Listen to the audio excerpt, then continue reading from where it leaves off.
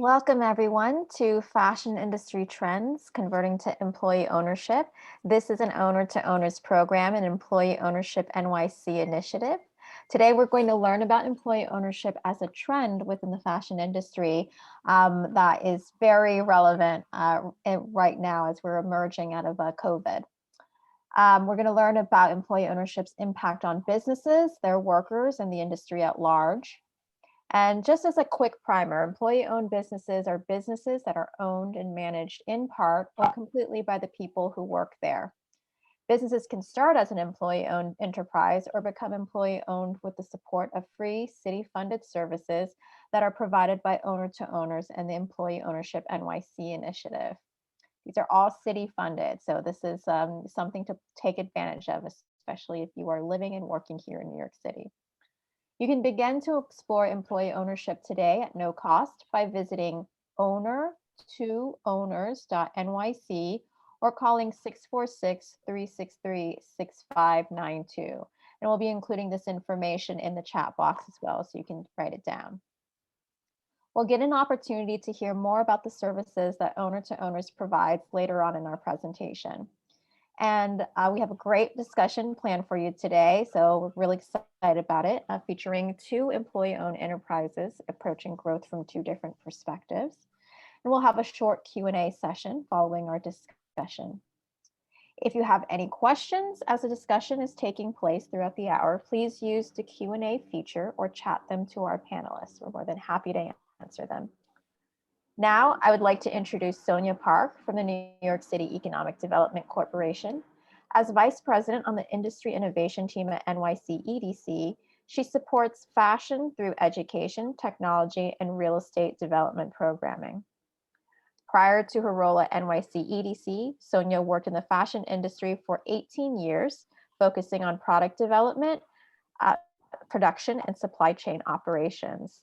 She's worked at great companies, including Liz Claiborne, Cole Haan, and which has provided a foundation for working with smaller companies where she's been responsible for strategizing, building the right relationships, and setting up supply chain channels. So welcome, Sonja. Thanks for joining us. Thank you, An. Wow, maybe there's like a little bit more information about myself than I expected or wanted, but thanks for that lovely introduction, and thanks for putting this incredible panel together to talk about employee ownership. As An mentioned, my name is Sonja Park, and I work for New York City's Economic Development Corporation. And for those of you who might not be familiar with the organization, we are responsible, we're New York City's job engine and responsible for shaping and creating industry throughout the 5 boroughs. We do this through a couple of ways.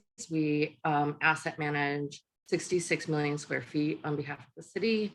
We also build infrastructure such as the greenways throughout Manhattan, as well as own and operate the ferry system. Some fashion related buildings that we manage and operate are the Brooklyn Army Terminal, and we are currently developing the Made in New York campus, which is in Bush Terminal. And in addition, as An was mentioning, we have industry innovation teams that focus on subsects of industry, whether it's cybersecurity or advanced technologies, health and public health, as well as fashion, which is the area that I lead.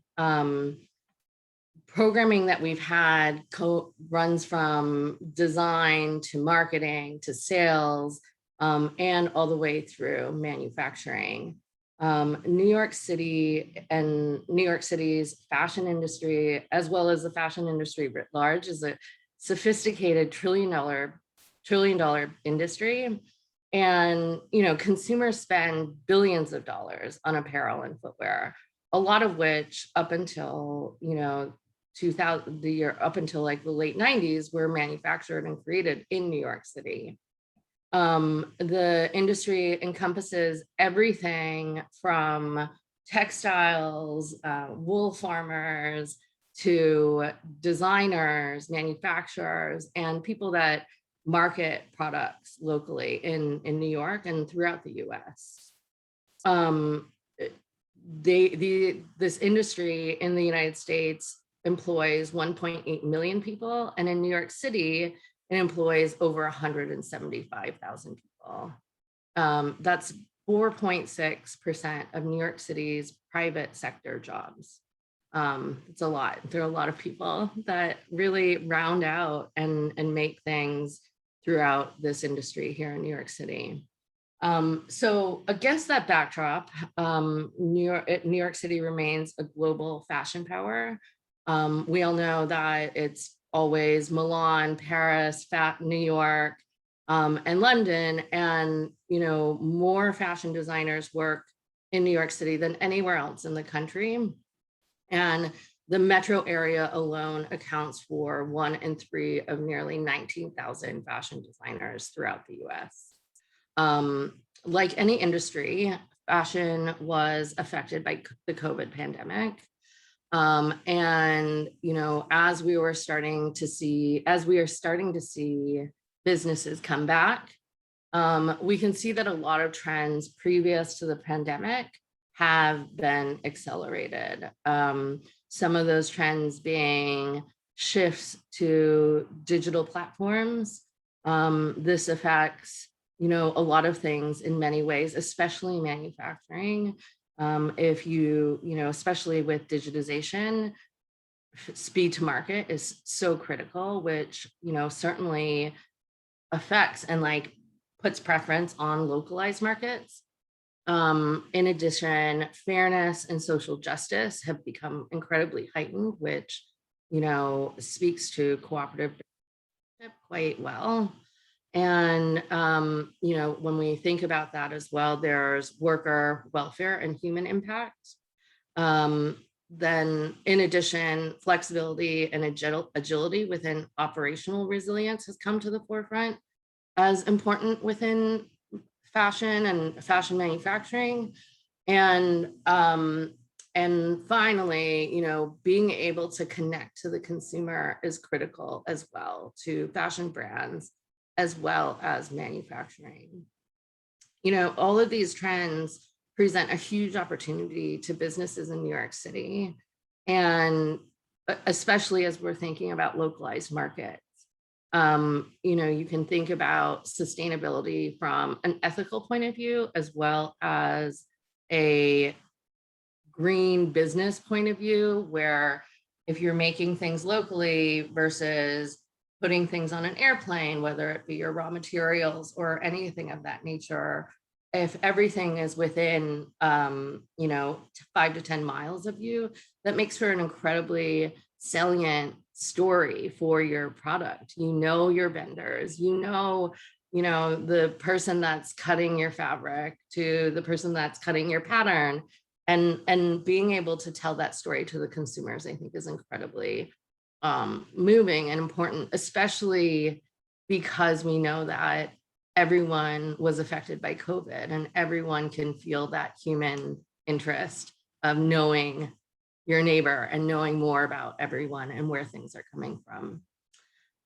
So when we start to think about localizing our supply chains and localizing manufacturing, a big salient thing comes to mind. I think recently CNN cited that there's a 3 trillion person gap in manufacturing workforce, or that it will become 3 trillion over the next several years. And when we think about that, and as well as retail and how many retail employees aren't coming back, this impacts fashion in an incredible way. And in order to be able to incite people to come back to the workforce and or start working in these industries, employee and ownership is an incredible way that they can feel invested in the companies that they're working for and in the industries that they're working for, to be able to grow and develop their own skills. And so and the team has put together an incredible panel of retail brands, companies, and organizations that are really at the forefront of this, and that will really make New York City continue to be the legacy of fashion, garment manufacturing, and creativity that we know it to be. Thank you. Thank you, Sonja, for just lifting up all these important issues that we're seeing right now, and the landscape of the fashion industry in the post-COVID environment, and especially lifting up the needs that we're seeing in order to ensure that we have a vibrant fashion industry in New York City for years to come.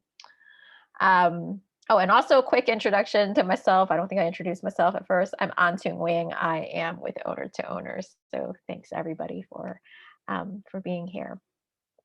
So now I'm going to pass this on to Tessa Mafi, who is going to be leading the discussion today.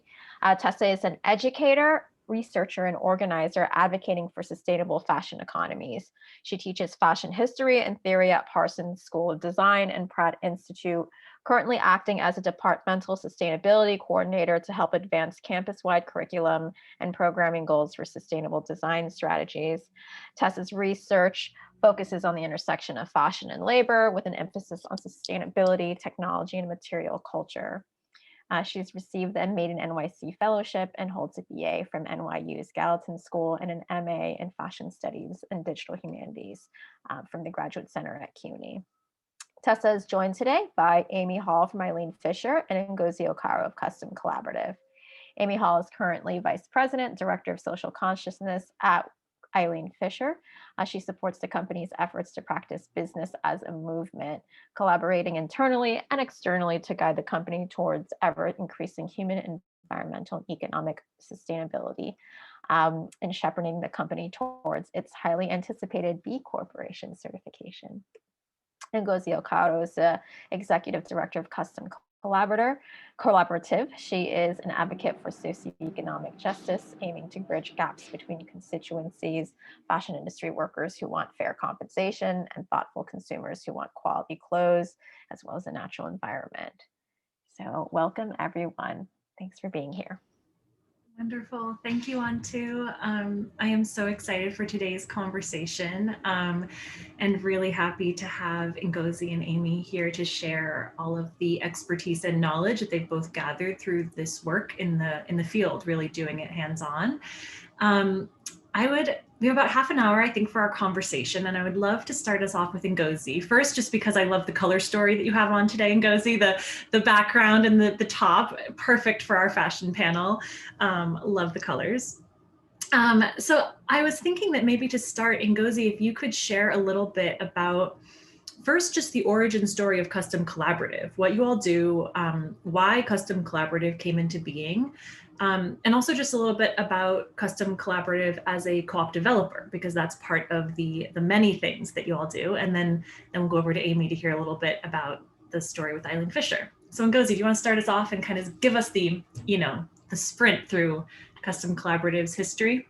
Sure. Thank you so much, Tessa. I'm super excited to be here with you and with Amy, and I'm just really excited that this initiative is going on, and that hopefully we'll be able to spread the word about cooperative in New York, specifically fashion cooperative.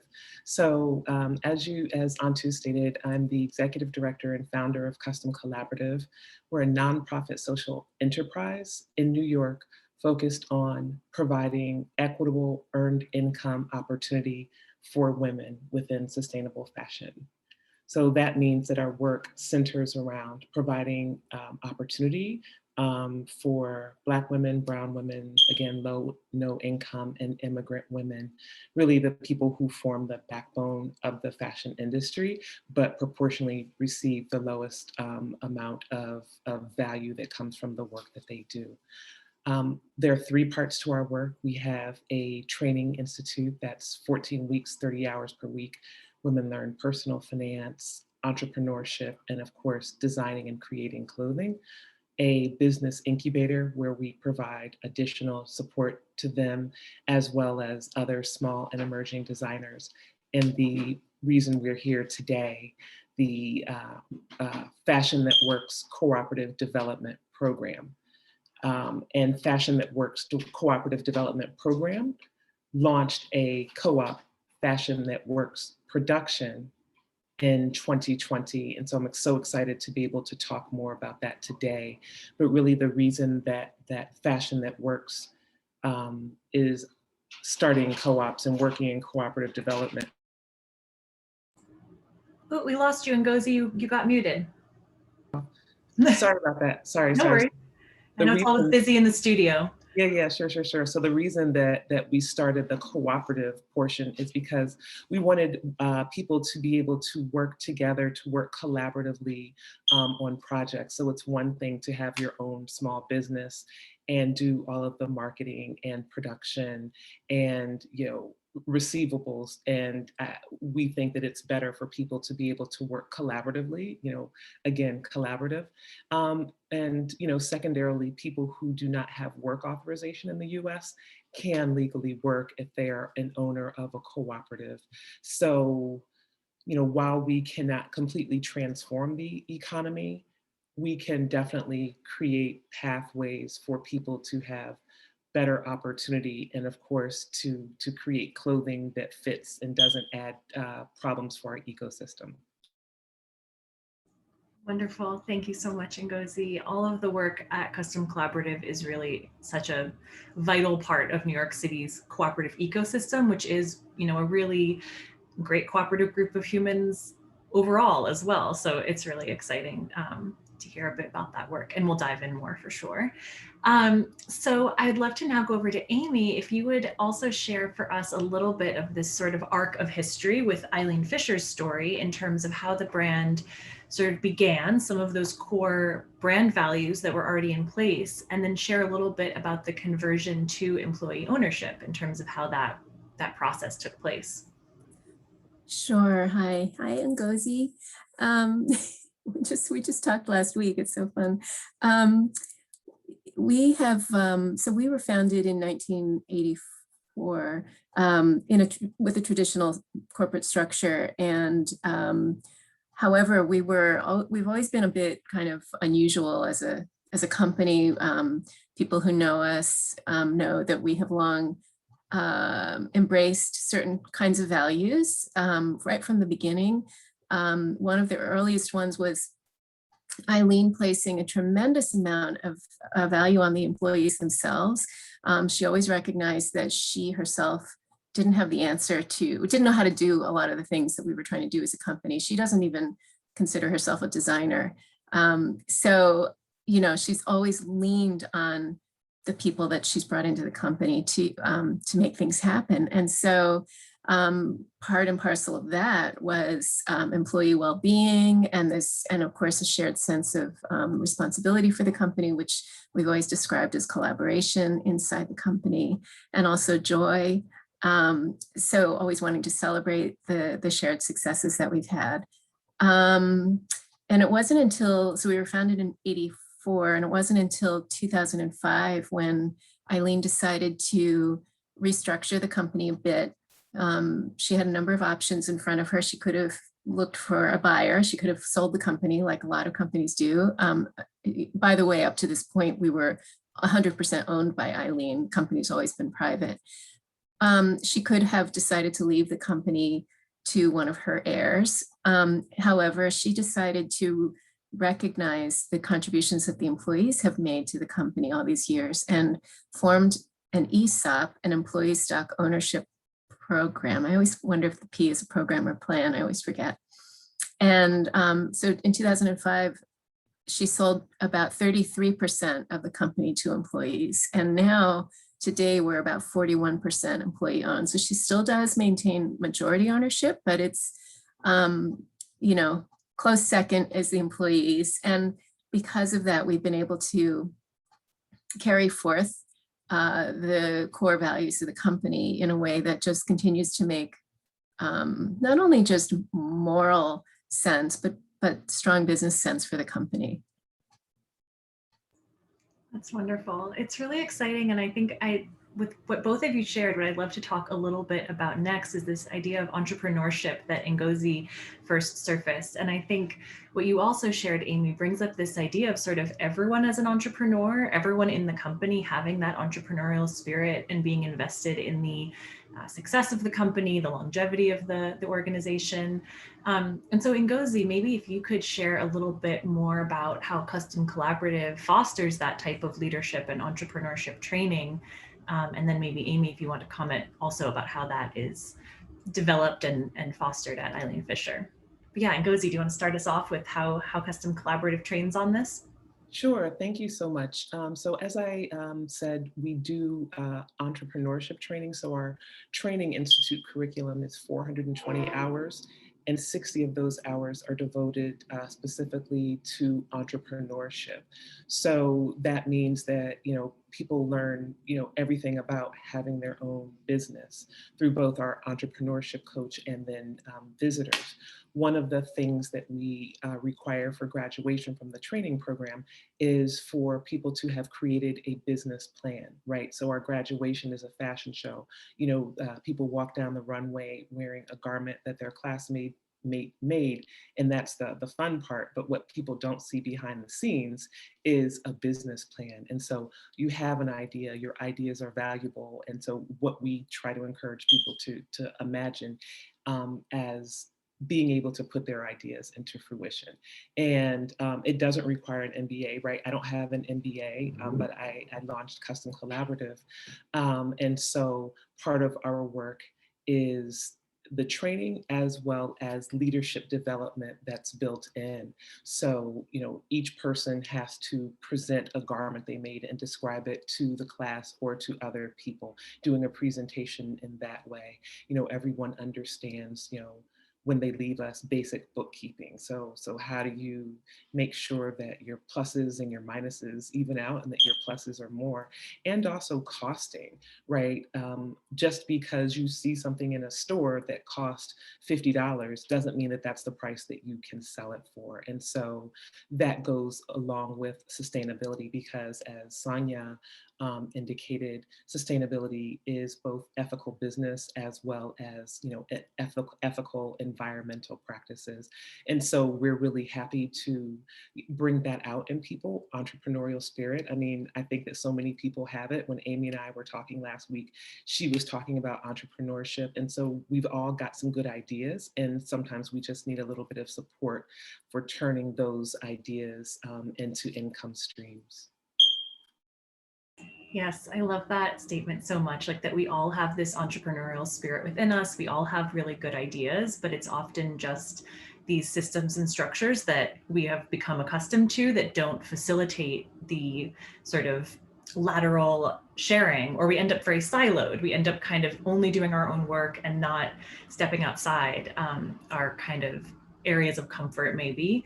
And so Amy, could you comment on that a bit in terms of how this is fostered at Eileen Fisher in terms of this idea, you'd mentioned joy, but also this idea of kind of collaborative spirit that folks have room to contribute maybe outside of their immediate job title.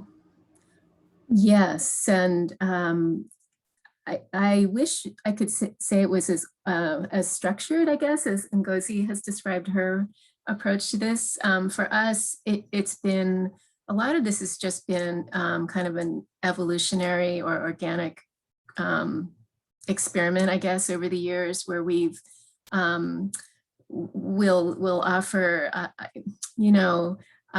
what's the word, like committee opportunities or different kinds of activities that people can get involved in, no matter who they are, where they sit in the company. And this is particularly important in a company like Eileen Fisher, which has almost like something about like 50 to 60, I always forget the number, retail stores. So we have retail store employees, we have distribution center employees, we have a handful of in-house sewers. So these are all people that may not typically in another kind of business setting have access to participate in grant committees, in affinity groups, in brainstorming around how we're going to celebrate a particular success we've just had. Or what we're going to do when we're having a tough year, where to make cuts. You know, everybody is brought into those conversations. We spend a lot of time kind of training people in an informal way about active listening, and also about making sure that all voices are heard in the room. So if there are a couple people who have strong voices and there are others who tend to hold back, we make sure that everybody has an opportunity to get in there, and help people kind of build up their sense of self-esteem and self-confidence when they're not used to speaking up. So there are these different ways that we've tried to develop our culture of this sense of, we're all in this together. And there isn't any one of us that has, that's better or more important than anybody else in the company. So it's not a structured or formal program per se, but it's just a way of being that we continue to reinforce. Ngozi, did you have something you want to add on there? Yeah, I'm so glad that Amy talked about that, about how sometimes entrepreneurship and leadership comes up in ways that people don't necessarily see it, right? You're not in a specific leadership development program. And that's what I try to offer at Custom Collaborative as well. So even just thinking about in July, Custom Collaborative is taking an external sabbatical, meaning our organization is going to close for external emails, calls, whatever. And we're just going to work on our infrastructure and taking a bit of rest. And so that was a decision that I made. And then, I needed to socialize people around that. And so then one of the things that we did was create a subcommittee for, one group to create the communication around that. And so it's really about saying, okay, there's different things that we're doing. You can take some ownership. We closed our office and then reopened in May of 2020. And we put a team together to decide what are our standards going to be for opening. And so we'll do the same thing next month. There will be a group of people deciding what does it mean to reopen. And I think that there are small ways in which we can give people power where we've been so accustomed to being dictated to. And so it takes like some psychological and sociological transformation as well. But I love the fact that Eileen Fisher as a company is walking that same road. I love that this sort of approach to thinking about culture, because in workplace culture, it can be such like a toxic or complicated thing often. But I think what both of you are sharing is this idea that it can, or it does really manifest in these small ways. And when I think about a lot of the fashion businesses that might operate more traditionally, I think a lot of them do have those elements in them. There is this like, this thread, so to speak, of ways of working that are very collaborative because you are collaborating on producing a garment, or you're collaborating on an idea or a collection. And so there are a lot of ways in which I think that fashion companies are very well suited to this type of work and this type of collaborative work, and might already have some of these seeds of thinking this way, but might just need like some nudges in that direction. And so I don't know if either of you have some, Ngozi's example you just shared was wonderful, but other examples in terms of these small cultural steps that build that, or maybe Amy, you want to share some that you do at Eileen Fisher in terms of how you kind of foster ways for employees to contribute to the overall success, or to have that stake like Ngozi described in the kind of broader vision.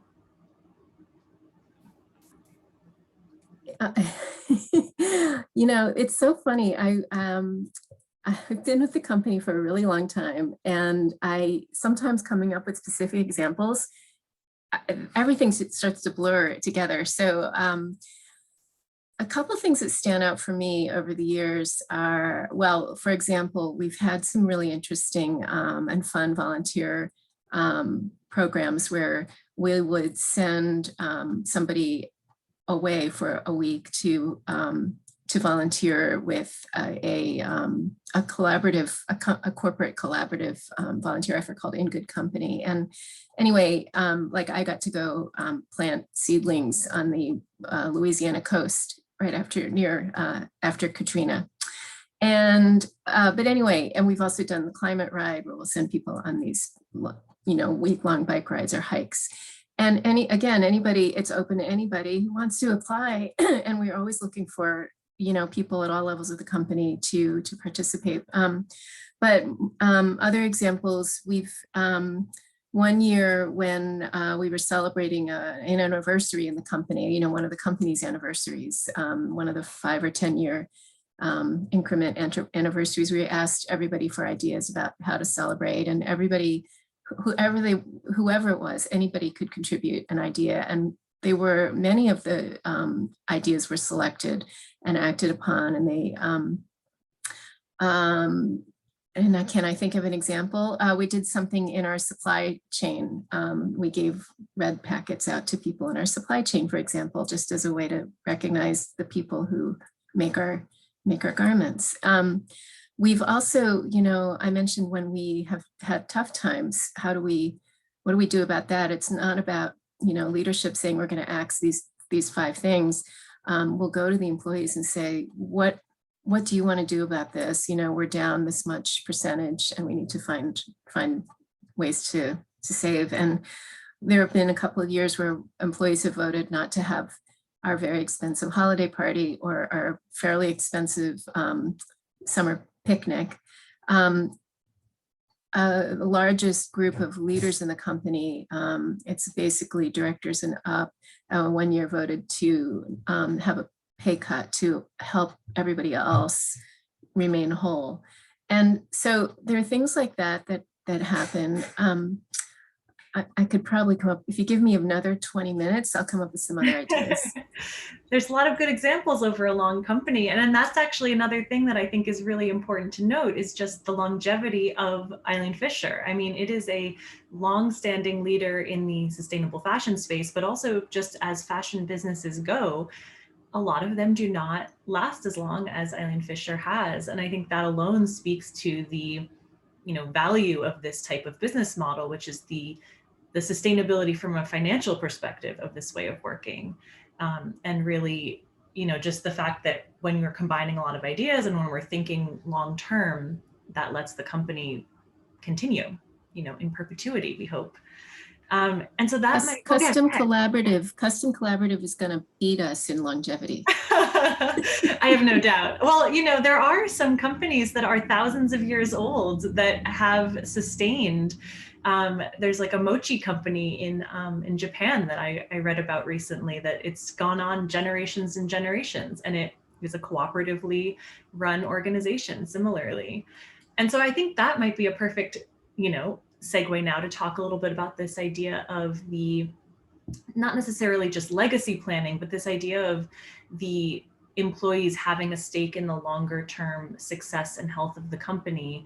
And I don't know who you would like to comment first, but sort of this idea of how not just financial gains, but these sort of other quality of life and purpose values that cooperatives or ownership can bring foster this kind of broader investment in the company's success.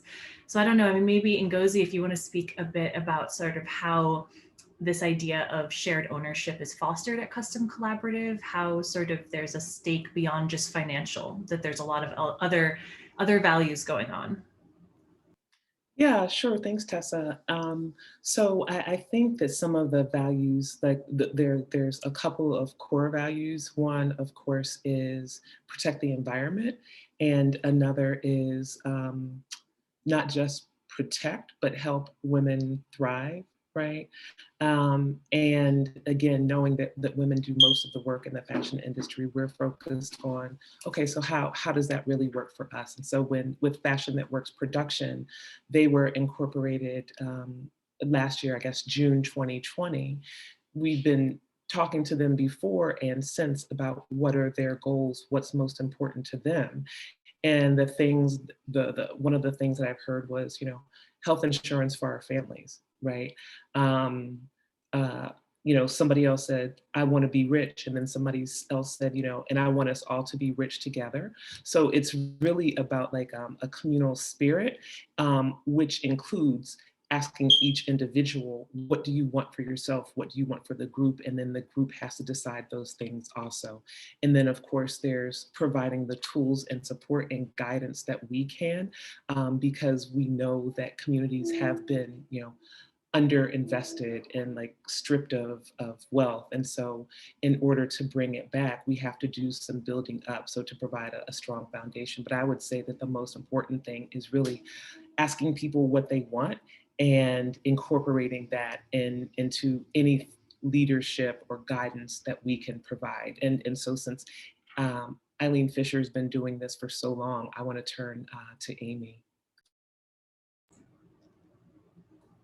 So I think I need to have you repeat the question because I got so engrossed listening to Ngozi. I can't remember how you phrased it. Well, we were talking a little bit about this idea of kind of, I think, motivating factors for folks in their workplaces, right? And these ideas of cooperatives as democratically managed workplaces where everyone has a say, kind of, I think exactly as Ngozi lifted up, like in the way that they want to, right? That you can participate as you want and you can advocate for what's important to you. And that might be different than your owner partners, but you find that solution. And so I think with Eileen Fisher, there's a lot that you all have done in terms of creating that kind of holistic culture and environment, but also offering a lot of those benefits that are not just the monetary ones, like the ways that people can enjoy their work and be excited. Again, going back to the joy that you mentioned earlier, really finding, we spend so much of our time at work, so finding that to be a place of joy. And maybe if you want to share a bit, Amy, about how at Eileen Fisher, through this cooperative and or ownership model, there are more ways for employees to have some of these maybe a say, of course, in what they're doing, but also these like non-financial benefits of the work because of the model. Yeah, so first of all, it might be helpful to know that our ESOP, the Employee Stock Ownership Program or Plan, is a retirement benefit for us. So it's not as if we go out and individually purchase shares or add or sell our shares of stock. Everybody receives them on an annual basis based on the prior year's financial success. Which is kind of interesting because we are, in effect, a triple bottom line company. And yet, as in most cases, the success of the company, because the way the structure has been built and the system's been built, is based on it is judged based on our financial well-being. So anyway, so we can't buy or sell our stock. And so it really matters to us then. The only way we get access to the stock is when we leave the company. So it's a retirement benefit. And what that means is that, again, we are all holding hands around the success and strength of the company. And so there's a lot that we do to support the individuals on this journey so that together we can all benefit. I don't know if, it's kind of like that. And so one thing that we do is traditionally we've had something that we've called our wellness benefit. And I have to say right now it's on hiatus because we had a really rough year last year. But that said, we are on track now to recover and hopefully restore some of these initiatives that have been really strong and really, I would say, part of our DNA, part of our brand identity over these years. So we've long supported employees to take care of themselves. We've brought in practitioners to the office. Well, we don't have an office right now. We haven't gone back yet, but this is another reason why it's on hiatus. But we've also reimbursed employees for things like, massages or Reiki treatments or yoga classes, whatever. With this idea that if you feel whole, if you feel cared for, then you'll bring your best self to work, and together we will thrive. It's kind of like together we'll lift the ship up. So we also do this thing. I have this isn't an official Eileen Fisher one, but we have singing bowls, many of us, in our on our desks or in the meeting rooms, and we often start our meetings with moments of silence. And again, it's a way to center ourselves and feel and kind of release the chaos that we've all stepped away from in order to come together into this meeting and just come in and be whole together and be centered. So I don't think I'm directly answering your question, but those are just elements of how we try to continue to support people beyond what we're doing for them financially. That's really beautiful. I feel like these practices in the workplace, again, as a place that we spend such a large amount of our lifetimes, it really makes a huge difference in someone's commitment to a workplace, in wanting to stay there for a long time, wanting to be part of the team and feeling, invested in the work. And as you said, Amy, bringing their whole selves to work, which I think is so important. And I think another thing that you mentioned that's really important to note as well is this idea of when there are periods of turbulence, that cooperatives have a really great track record. Cooperatives or employee ownership or places that are democratically managed have really great track records of surviving those challenges, because there's just more stability, there's more of this mind toward the sustainability of the organization, and thinking 2 years, 5 years, 10, 50, 500 when we think about the planetary health and things like that. So it's really exciting to see these practices in operation. I feel like maybe the sort of final thing we could speak about as we sort of wind down our conversation is if both of you would share a little bit about some of the resources that you have used or still use to continue to do this work, because it's a very ongoing process, right? And so thinking about both the resources that you utilize during maybe a transition or during a startup moment, and then also, kind of where you lean to now, thinking again of that cooperative ecosystem. And maybe Ngozi, do you want to share a bit? I know that with Custom Collaborative, there's such a beautiful network of folks who work together, but even just with Fashion That Works Productions Incorporation, there were support and trainings that the team leveraged to do that work. Yeah, for sure, Tessa. We're happily members of the U.S. Federation of Worker Cooperatives and the New York City network of worker cooperatives. So that's really important for us to have that ecosystem.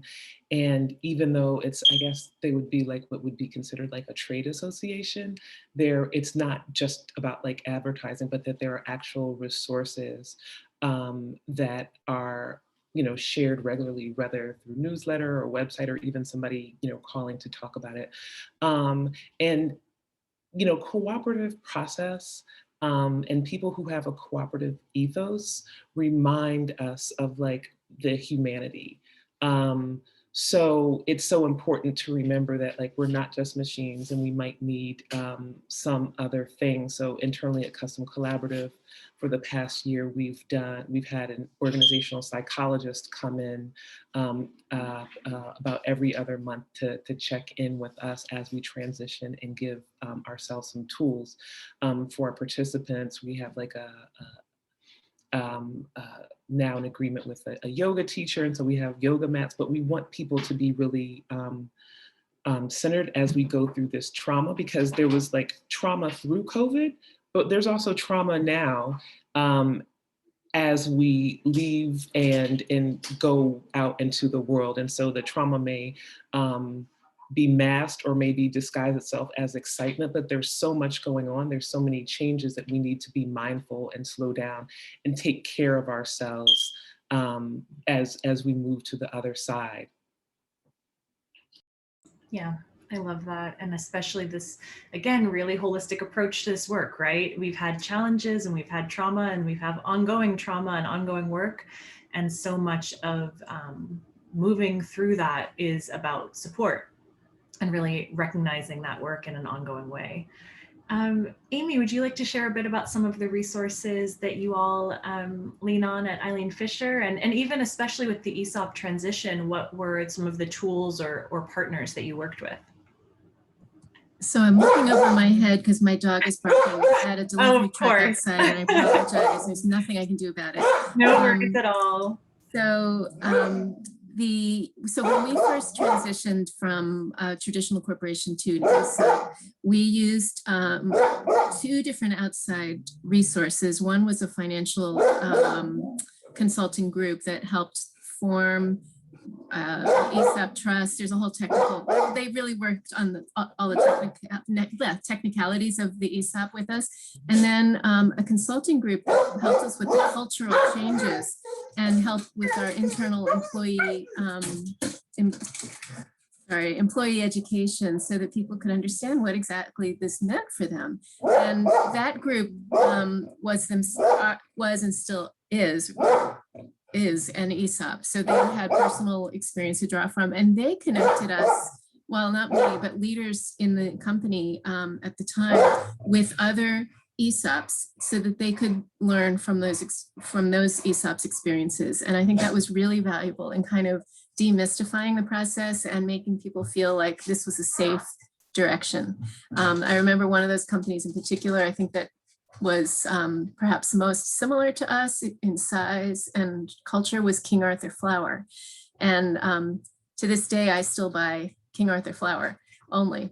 I'm really excited about that connection. And but there's also Dansko shoes, and their New Belgium brewery used to be is no longer worker owned, but they all of these companies provided inspiration for us and some element of learning.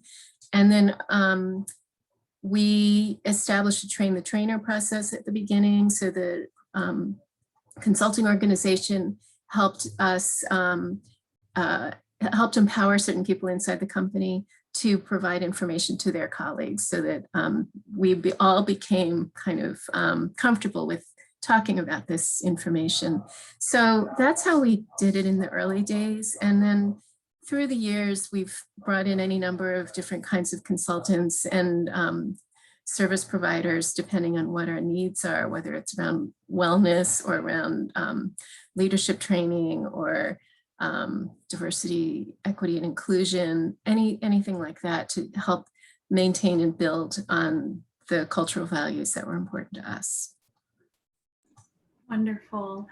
Well, we're right at time, but I did really want to kind of end us with thinking about some of the resources, because the reason that we're here today is because of the city-sponsored project, which will provide a lot of these resources. So whereas Ngozi and Amy with their organizations were out there, gathering these resources, there's now a very smooth and well-structured city program that will help with this type of work. So with that, I believe I'm handing it back to Antu for a Q&A.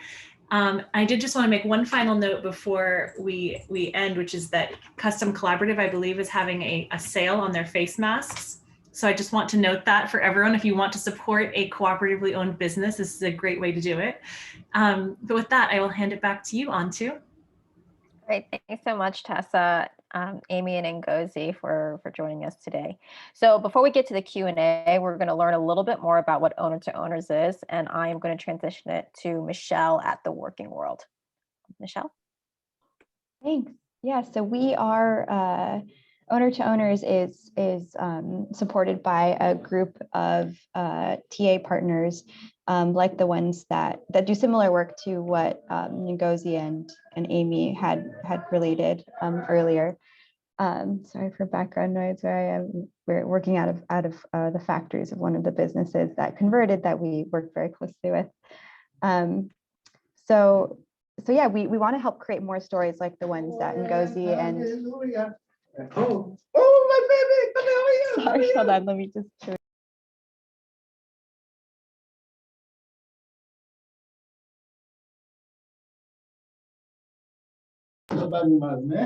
Sorry about that. We have a dog in the office and it's very exciting to people.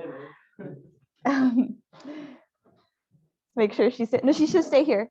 She needs to stay here. No, can you bring the dog back? I'm sorry.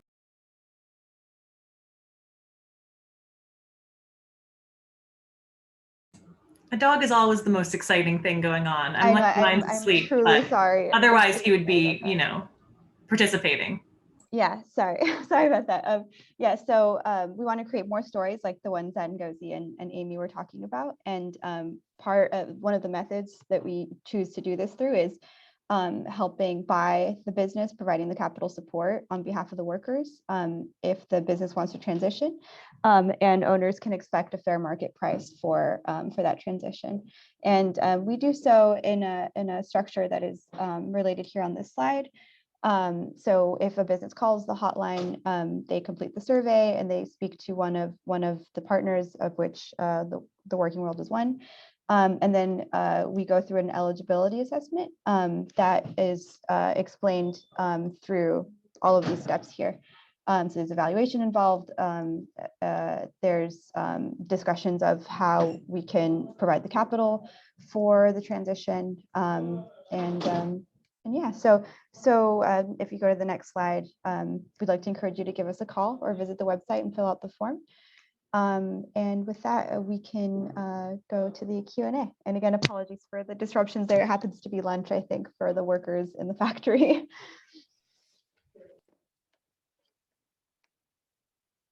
Great, thanks so much, Michelle. Really appreciate it. So now we're going to move on to Q&A. I know we only have about 7 minutes or so. So let's jump to the first questions.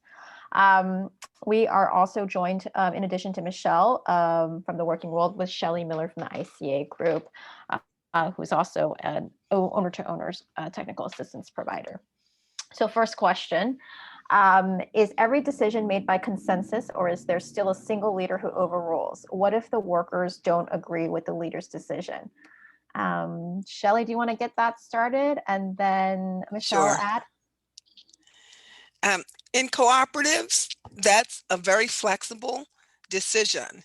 It can be set up where there's one person who's been delegated the authority to make certain decisions, but typically you have a divide of the type of decisions that are made.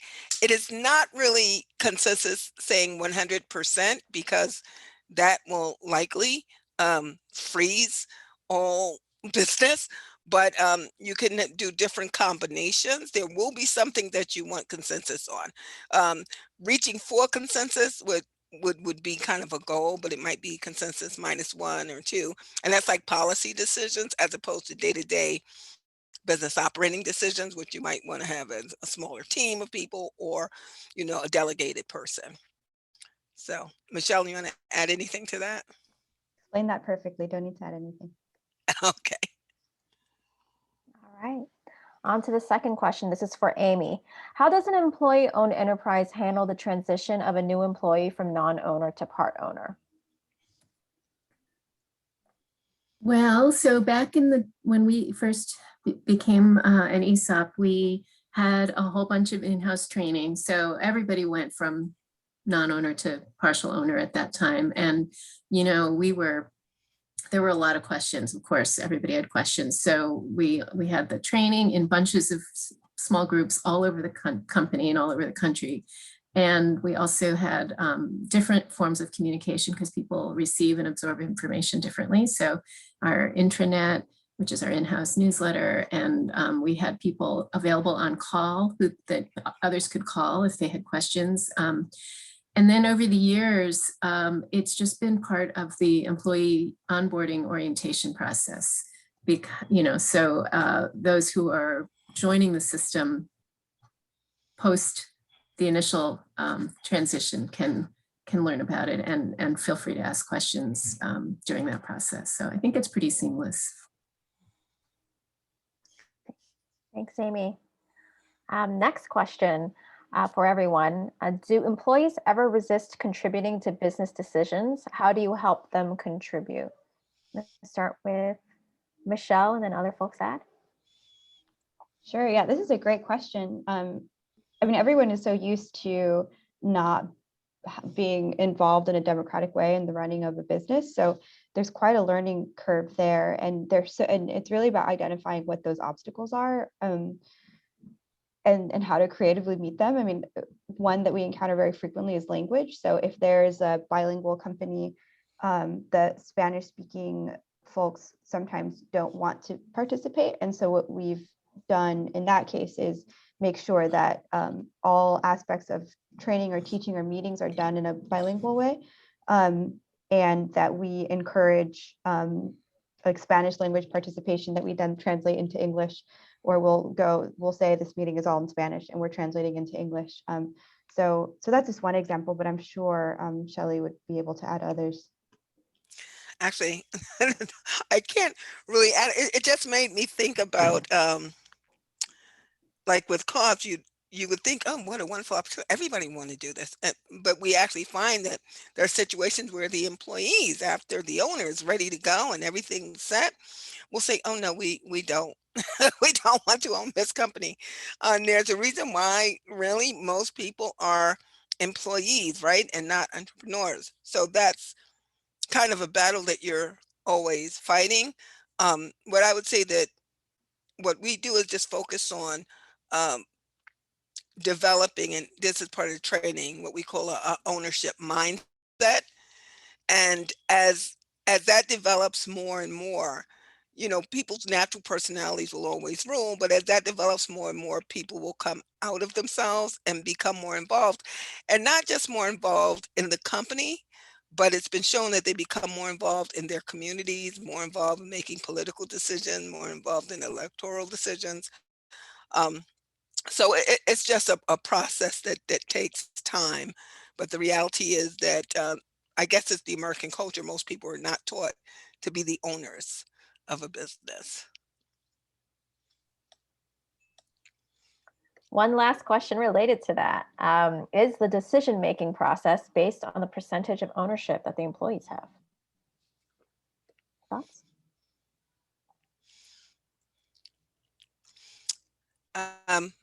I'll answer quickly. It's in a co-op, it's, you know, one membership share, one vote. So every worker owner would have an equal vote in a co-op.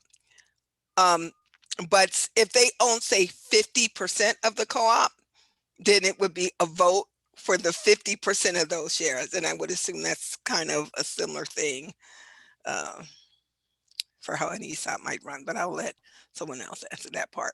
I'll just say that, you know, in our situation where Eileen owns more than 50% of the company, her voice is definitely the strongest, and yet she's also one of the best listeners in the company. So, you know, it's always a balance between helping people make sure that their voice is heard, acknowledging what they have said or contributed, and then explaining the final decision that was made, and which of course you're not going to satisfy everybody. That's just nature, human nature. So making sure that people really understand why a decision was made and maybe why their particular position wasn't chosen at that time.